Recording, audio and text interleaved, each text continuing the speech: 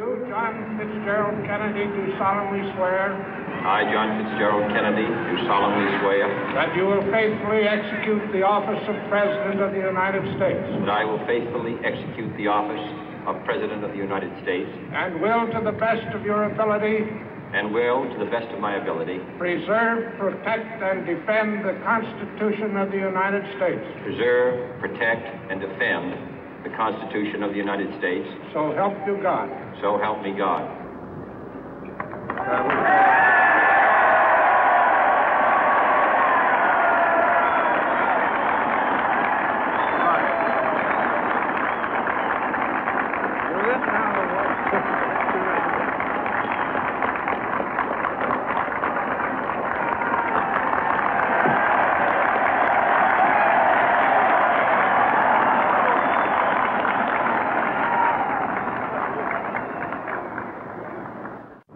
Vice President Johnson, Mr. Speaker, Mr. Chief Justice, President Eisenhower, Vice President Nixon, President Truman, Reverend clergy, fellow citizens. We observe today not a victory of party, but a celebration of freedom, symbolizing an end as well as a beginning, signifying renewal as well as change. For I have sworn before you and Almighty God the same solemn oath our forebears prescribed nearly a century and 3/4 ago. The world is very different now, for man holds in his mortal hands the power to abolish all forms of human poverty and all forms of human life. And yet the same revolutionary beliefs for which our forebears fought are still at issue around the globe. The belief that the rights of man come not from the generosity of the state, but from the hand of God. We dare not forget today that we are the heirs of that first revolution.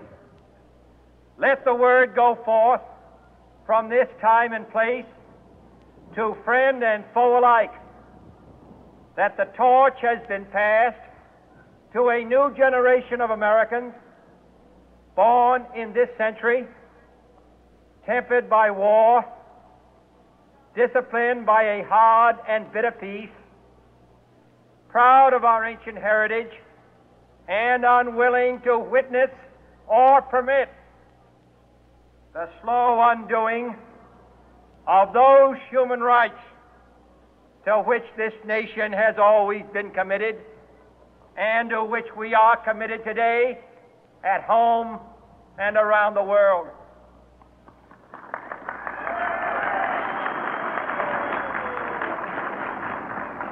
Let every nation know, whether it wishes us well or ill, that we shall pay any price, bear any burden, meet any hardship, support any friend, oppose any foe to assure the survival and the success of liberty.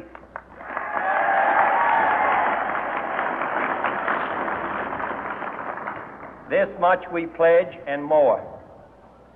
To those old allies whose cultural and spiritual origins we share, we pledge the loyalty of faithful friends.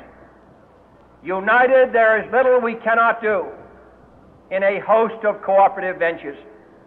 Divided, there is little we can do, for we dare not meet a powerful challenge at odds and split asunder. To those new states whom we welcome to the ranks of the free, we pledge our word that one form of colonial control shall not have passed away merely to be replaced by a far more iron tyranny. We shall not always expect to find them supporting our view, but we shall always hope to find them strongly supporting their own freedom, and to remember that in the past, those who foolishly sought power by riding the back of the tiger ended up inside.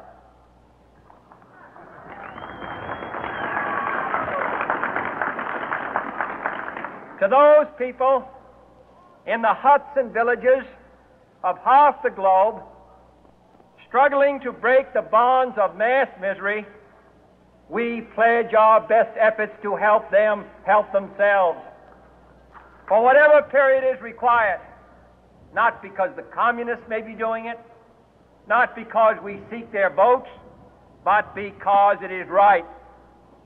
If a free society cannot help the many who are poor, it cannot save the few who are rich.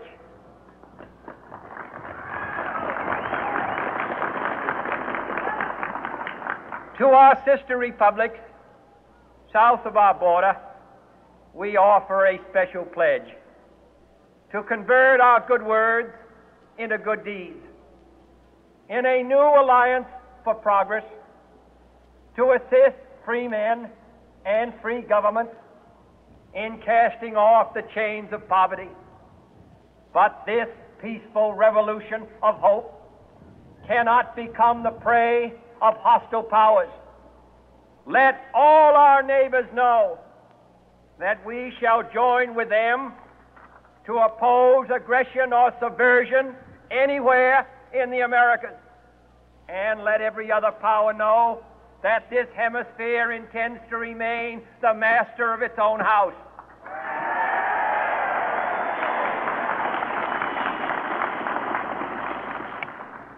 To that world assembly of sovereign states, the United Nations, our last best hope, in an age where the instruments of war have far outpaced the instruments of peace, we renew our pledge of support to prevent it from becoming merely a forum for invective, to strengthen its shield of the new and the weak, and to enlarge the area in which its writ may run.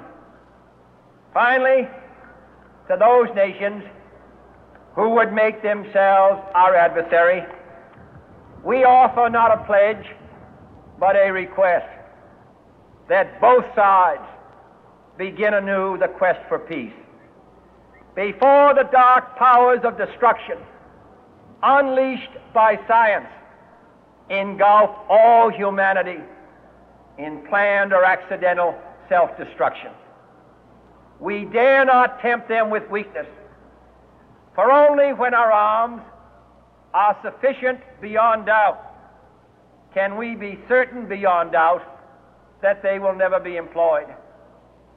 But neither can two great and powerful groups of nations take comfort from our present course, both sides overburdened by the cost of modern weapons, both rightly alarmed by the steady spread of the deadly atom, yet both racing to alter that uncertain balance of terror that stays the hand of mankind's final war.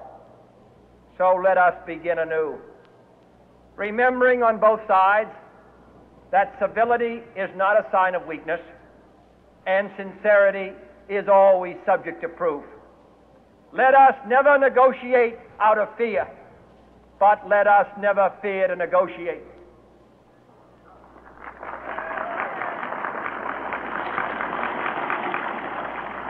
Let both sides explore what problems unite us, instead of belaboring those problems which divide us. Let both sides, for the first time, formulate serious and precise proposals for the inspection and control of arms, and bring the absolute power to destroy other nations under the absolute control of all nations.